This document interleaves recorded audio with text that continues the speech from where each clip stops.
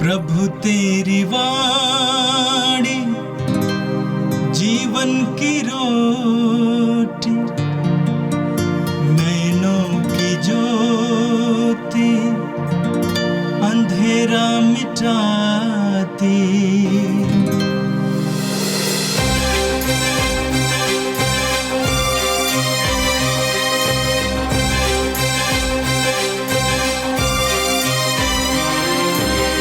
प्रभु तेरी वाणी जीवन की रोटी, नैनों की ज्योति अंधेरा मिटाती। प्रभु तेरी वाणी जीवन की रोटी, नैनों की ज्योति अंधेरा मिटाती। वाणी वाणी वाणी वाणी वाणी पवित्र है, शाश्वत है, जीवन का मन्ना है। 7 फरवरी शुक्रवार। पहला पाठ कुरिन्थियों के नाम संत पौलुस का दूसरा पत्र, अध्याय 6, पद संख्याएं 4 से 10 तक। हम कष्ट, अभाव, संकट, कोड़ों की मार, कैद और उपद्रव में धीर बने हुए और अथक परिश्रम, जागरण तथा उपवास करते हुए हर परिस्थिति में ईश्वर के योग्य सेवक की तरह आचरण करने का प्रयत्न करते हैं।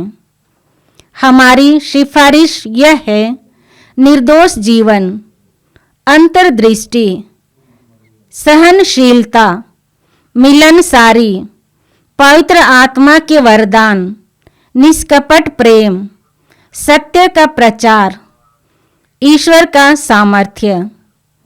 हम दाहिने और बाएं हाथ में धार्मिकता के शस्त्र लिए संघर्ष करते रहते हैं। सम्मान तथा अपमान, प्रशंसा तथा निंदा, यह सब हमारे भाग्य में है। हम कपटी समझे जाते हैं, किंतु हम सत्य बोलते हैं। हम नगण्य हैं, किंतु सब लोग हमें जानते हैं। हम मरने को हैं, किंतु हम जीवित हैं। हम मार खाते रहते हैं, किंतु हमारा वध नहीं होता। हम दुखी हैं, फिर भी हम हर समय आनंदित हैं। हम दरिद्र हैं, फिर भी हम बहुतों को संपन्न करते हैं। हमारे पास कुछ नहीं है, फिर भी सब कुछ हमारा है। यह प्रभु की वाणी है। संत मत्ती के अनुसार पवित्र सुसमाचार अध्याय 10 वाक्य 17 से 22 तक। ईसा ने कहा, मनुष्यों से सावधान रहो, वे तुम्हें अदालतों के हवाले कर देंगे और अपने सभागृहों में तुम्हें कोड़े लगाएंगे। तुम मेरे कारण शासकों और राजाओं के सामने पेश किए जाओगे, जिससे मेरे विषय में तुम उन्हें और गैर यहूदियों को साक्ष्य दे सको। जब वे तुम्हें अदालत के हवाले कर रहे होंगे तो ये चिंता नहीं करोगे कि हम कैसे बोलेंगे और क्या कहेंगे। समय आने पर तुम्हें बोलने को शब्द दिए जाएंगे, क्योंकि बोलने वाले तुम नहीं हो, बल्कि पिता का आत्मा है जो तुम्हारे द्वारा बोलता है। भाई अपने भाई को मृत्यु के हवाले कर देगा और पिता अपने पुत्र को। संतान अपने माता पिता के विरुद्ध उठ खड़ी होगी और उन्हें मरवा डालेगी। मेरे नाम के कारण सब लोग तुमसे बैर करेंगे, किंतु जो अंत तक धीर बना रहेगा उसे मुक्ति मिलेगी। यह प्रभु का दिव्य सुसमाचार है। ख्रिस्त प्रभु की जय। मेरे प्रिय भाई और बहनों, आज हम एक महान संत का पर्व मनाते हैं और उस संत का नाम है संत गोंसालो ग्रासिया। संत गोंजालो ग्रासिया हमारे ही देश के महाराष्ट्र के वसई के रहने वाले थे। वे 16वीं सदी के रहने वाले थे और उन्होंने अपने आप को सुसमाचार की घोषणा के लिए अर्पित किया। वे अपने युवावस्था में ही जापान गए और वहाँ पर सुसमाचार की घोषणा करते हुए शहादत को अपनाया। वे मार डाले गए।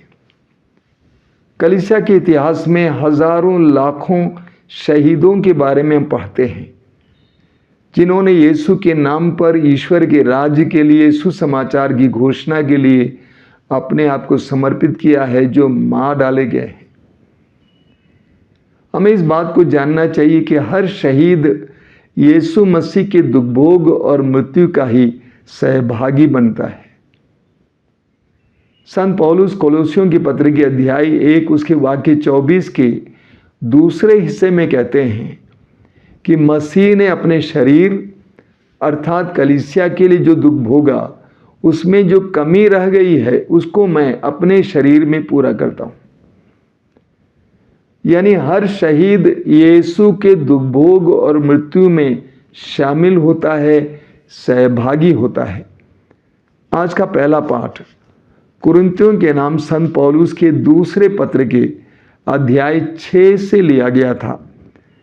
संत पौलुस स्वयं जो सुसमाचार के साक्षी थे, सुसमाचार के संदेश वाहक थे, अपने जीवन के दुख भोगों के बारे में एक सुंदर वर्णन देते हैं, विवरण देते हैं। पौलुस क्या कहते हैं? पौलुस कहते हैं, हम कष्ट, अभाव, संकट, कोड़ों की मार, कैद और उपद्रव में धीर बने हुए हैं और अथक परिश्रम, जागरण तथा उपवास करते हुए हर परिस्थिति में ईश्वर के योग्य सेवक की तरह आचरण करने का प्रयत्न करते हैं। पौलुस अपने जीवन के दुख कष्टों का विवरण देते हैं, लेकिन अंत में कहते हैं कि ईश्वर के योग्य सेवक की तरह उन्होंने आचरण करने का प्रयास किया। एक विश्वासी को किस तरह जीवन जीना चाहिए, इसके बारे में संत पौलुस कहते हैं, हमारी सिफारिश है निर्दोष जीवन, अंतर्दृष्टि, सहनशीलता, मिलनसारी, पवित्र आत्मा के वरदान, निष्कपट प्रेम, सत्य का प्रचार, ईश्वर का सामर्थ्य। पौलुस कहते हैं कि एक सच्चे विश्वासी और मसीह के अंदर ये सारे गुण होने चाहिए। क्या क्या गुण है? सबसे पहले निर्दोष जीवन, पाप रहित और निर्दोष जीवन, निष्कलंक जीवन। दूसरा अंतर्दृष्टि, हम हर घटना और हर चीज, हर व्यक्ति को अंतर्दृष्टि से देखेंगे, गहराई से देखेंगे, संसार की दृष्टि से नहीं देखेंगे, शारीरिक दृष्टि से नहीं देखेंगे, अंतर्दृष्टि से देखेंगे। हर विश्वासी के अंदर सहनशीलता होनी चाहिए। सहनशीलता तभी हमारे अंदर आती है जब हमारे अंदर विश्वास होता है, विश्वास के द्वारा उम्मीद रहती है। हर विश्वासी को मिलनसार होना चाहिए, दूसरों का सम्मान करने वाला, मिलनसार। पवित्र आत्मा के वरदान हमारे अंदर होने चाहिए। हर विश्वासी के द्वारा पवित्र आत्मा का सामर्थ्य प्रकट होना चाहिए। एक विश्वासी या एक मसीह का प्रेम निष्कपट होना चाहिए, निस्वार्थ होना चाहिए, सत्य का प्रचार करना चाहिए। हमें सत्य के प्रचारक के रूप में ही प्रभु ने चुना है। हम सत्य के साक्षी बनेंगे।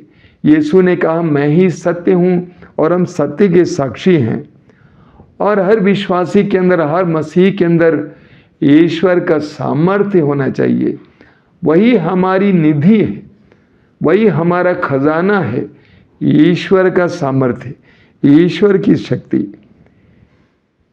एक सुसमाचार के सेवक को किस प्रकार का अनुभव करना पड़ेगा, इसके बारे में संत पौलुस कहते हैं, सम्मान, अपमान, प्रशंसा तथा निंदा, ये सब हमारे भाग्य में है। सम्मान अपमान दोनों हमारे भाग्य में है। प्रशंसा भी हमारे भाग्य में है, निंदा भी हमारे भाग्य में है। हमें दोनों को स्वीकार करने की आवश्यकता है। हम कपटी समझे जाते हैं किंतु हम सत्य बोलते हैं। संसार हमें कपटी कहेगा लेकिन हम सत्य ही बोलते रहेंगे। हम नगण्य हैं, हमारे पास कुछ नहीं है सांसारिक रूप से, किंतु सब लोग हमें जानते हैं। हम मरने को हैं, लोगों को लगता है कि इनमें कोई जीवन नहीं है, कोई ताकत नहीं है, किंतु हम अंदर से जीवित हैं। हम मार खाते हैं किंतु हमारा वध नहीं होता है। लोग हमें मार डालने का प्रयास करते हैं लेकिन हम मरते नहीं हैं, हम जीवित हैं। हम दुखी हैं फिर भी हर समय हम आनंदित हैं। हमें विभिन्न प्रकार के दुखों से गुजरना पड़ता है लेकिन तब भी हम अंदर ही अंदर आनंदित हैं। हम दरिद्र हैं फिर भी हम बहुतों को संपन्न बनाते हैं। हम सांसारिक रूप से दरिद्र जरूर हैं लेकिन बहुत सारे लोगों को संपन्न बनने के लिए हम माध्यम बनते हैं। हमारे पास कुछ नहीं है फिर भी सब कुछ हमारा है। सांसारिक रूप से देखा जाए, पौलुस कहते हैं एक सेवक, सुसमाचार के सेवक सेविका के पास कुछ नहीं है लेकिन सब कुछ हमारा है। सब कुछ ईश्वर का है, सब कुछ हमारा है। इन बातों में एक प्रकार का विरोधाभास देखने को मिलता है लेकिन वास्तव में विरोधाभास नहीं है, अंदर बाहर की बात है। आध्यात्मिक और सांसारिक की बात है। आध्यात्मिक रूप से हम संपन्न हैं, सांसारिक रूप से हम दरिद्र हैं। संसार हमारा अपमान करता है लेकिन हम अपने में आनंदित हैं। एक विश्वासी, एक मसीही को इन सारे अनुभवों से गुजरना पड़ता है। हम पौलुस से सीखें और इस समय अपने जीवन में आने वाले हर एक दुख को सहर्ष ग्रहण करने के लिए, सहन शक्ति के साथ ग्रहण करने के लिए तैयार हो जाएं। और आज का सुसमाचार संत मत्ती के सुसमाचार के अध्याय 10 से लिया गया था। आज के सुसमाचार में प्रभु यीशु अपने शिष्यों को आगामी अत्याचार और दुखों के बारे में सचेत करते हैं। यीशु के शिष्य होना आसान नहीं है। यीशु के शिष्य होकर जीवन जीना जोखिमों का सामना करना होता है। यीशु के शिष्य होकर जीते समय संसार हमसे बैर करेगा, हमारे ऊपर कई प्रकार का अत्याचार करेगा। प्रभु यीशु अपने शिष्यों को समझाते हुए बोलते हैं, मनुष्यों से सावधान रहो, तुम्हें अदालतों के हवाले कर देंगे और अपने सभागृहों में वे तुम्हें कोड़े लगाएंगे। प्रभु कहते हैं मनुष्यों से सावधान रहना। मनुष्यों का कोई भरोसा नहीं है। आज वे तुम्हारी प्रशंसा करेंगे लेकिन कल वे तुम्हारे साथ अन्याय भी कर सकते हैं। तुम मेरे कारण शासकों और राजाओं के सामने पेश किए जाओगे जिससे मेरे विषय में तुम उन्हें गैर यहूदियों को साक्ष्य दे सको। प्रभु यीशु कहते हैं जब तुम्हारे ऊपर अत्याचार किया जाएगा, तुम शासकों के सामने पेश किए जाओगे, तो ये तुम्हारे लिए साक्ष्य देने का अवसर है। और हम जानते हैं जितने भी लोग यीशु के लिए दुख भोगते हैं, उन दुखों के जरिए वे वास्तव में यीशु के साक्षी बनते हैं। वे इस बात के साक्षी बनते हैं कि हम संसार से मूल्यवान यीशु को समझते हैं। संसार इस बात को समझ लेता है। आगे प्रभु यीशु कहते हैं जब वे तुम्हें अदालत के हवाले कर रहे हों तो ये चिंता नहीं करोगे कि हम कैसे बोलेंगे और क्या कहेंगे। समय आने पर तुम्हें बोलने को शब्द दिए जाएंगे, क्योंकि बोलने वाले तुम नहीं हो बल्कि पिता का आत्मा है जो तुम्हारे द्वारा बोलता है। प्रभु यीशु कहते हैं जब तुम्हारे ऊपर अत्याचार किया जाएगा, तुम लोगों के सामने, अधिकारियों के सामने पेश किए जाओगे, तो तुम पहले से निर्धारित मत करो कि मैं क्या बोलूँगा। तुम्हें इसके बारे में चिंता करने की ज़रूरत नहीं है। तुम्हें नहीं बोलना होगा बल्कि पिता का आत्मा तुम्हारे द्वारा बोलेगा। हमें प्रेरित चरित्र के अध्याय 6 और 7 में पढ़ने को मिलता है संत स्टीफन के बारे में। संत स्टीफन प्रभु यीशु के कारण मार डाला जा रहा था। उनके ऊपर पथराव किया जा रहा था। स्टीफन के बारे में लिखा हुआ है कि स्टीफन को कोई खंडन नहीं कर पाया था। स्टीफन के अंदर पवित्र आत्मा ने इतना ज्ञान भर रखा था कि कोई भी उसका खंडन नहीं कर पाता था, क्योंकि पवित्र आत्मा उसके द्वारा बोल रहा था। इसी तरह प्रभु कहते हैं कि तुम्हें चिंता करने की जरूरत नहीं है, पवित्र आत्मा तुम्हारे द्वारा बोलेगा। आगे प्रभु यीशु कहते हैं, भाई अपने भाई को मृत्यु के हवाले कर देगा और पिता अपने पुत्र को, संतान अपने माता पिता के विरुद्ध उठ खड़ी होगी और उन्हें मरवा डालेगी। यीशु पर विश्वास करने के कारण आपके परिवार के सदस्य भी आपके खिलाफ हो सकते हैं। मैंने कई ऐसे लोगों को देखा है जिन्होंने यीशु पर विश्वास किया, जिसके कारण उनके परिवार के लोगों ने उनका तिरस्कार किया है। अभी भी आश्रम में एक भाई हमारे साथ रहते हैं, बहुत धनी व्यक्ति हैं। उनके परिवार के लोगों ने उनका तिरस्कार किया, उनकी पत्नी और उनके बच्चों ने उनका तिरस्कार किया, सिर्फ इसलिए कि वे यीशु पर विश्वास करते हैं। प्रभु यीशु कहते हैं कि तुम्हारे परिवार के लोग तुम्हारे खिलाफ हो जाएंगे, यहाँ तक कि तुम्हें मरवा डालेंगे। अंत में प्रभु क्या कहते हैं, मेरे नाम के कारण सब लोग तुमसे बैर करेंगे, किंतु जो अंत तक धीर बना रहेगा उसे मुक्ति मिलेगी। प्रभु कहते हैं तुम अपने धैर्य के कारण मुक्ति प्राप्त करोगे। रोना धोना नहीं है, धैर्य बनाए रखना। प्रकाशना ग्रंथ के अध्याय 2 वाक्य 10 में प्रभु कहते हैं तुम्हारे ऊपर अत्याचार किया जाएगा, तुम बंदीगृह में डाल दिए जाओगे, लेकिन अंत तक ईमानदार बने रहो और तुम्हें जीवन का मुकुट प्राप्त होगा। हम अपने धैर्य के द्वारा ही मुक्ति प्राप्त करेंगे। मेरे प्रिय भाई और बहनों, एक विश्वासी के जीवन में बहुत सारे दुख पीड़ाएं आ सकती हैं। विश्वास के कारण, यीशु के नाम के कारण प्रभु आज अपने शिष्यों को सचेतते हैं, पहले से ही बता देते हैं कि तुम्हारे जीवन में ऐसी घटनाएं, ऐसे अनुभव हो सकते हैं, लेकिन तुम्हें अंत तक अपने धैर्य को बनाए रखना है, अपने विश्वास को बनाए रखना है, अपने भरोसे को बनाए रखना है और तुम अंत में जीवन का मुकुट प्राप्त करोगे। आइए हम प्रार्थना करें।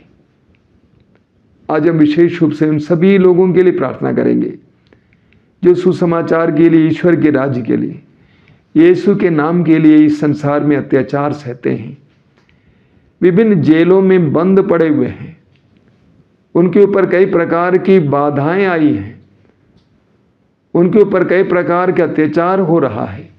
प्रभु उन सबको साहस प्रदान करे। आज हम अपने लिए भी प्रार्थना करें कि प्रभु हमें साहस प्रदान करे, धैर्य प्रदान करे कि हम अपने जीवन में आने वाले दुख संकटों को, विशेष करके इस विश्वास के कारण, सुसमाचार के कारण आने वाले दुख संकटों को धैर्य से सह सकें। ये प्रभु यीशु इन वचनों को सुनने वाले मेरे भाई बहनों को आशीर्वाद देना। आज का संपूर्ण दिन उनके लिए कृपा का दिन बने, आशीष का दिन बने। हमारी इस प्रार्थना को ग्रहण कर, आमीन।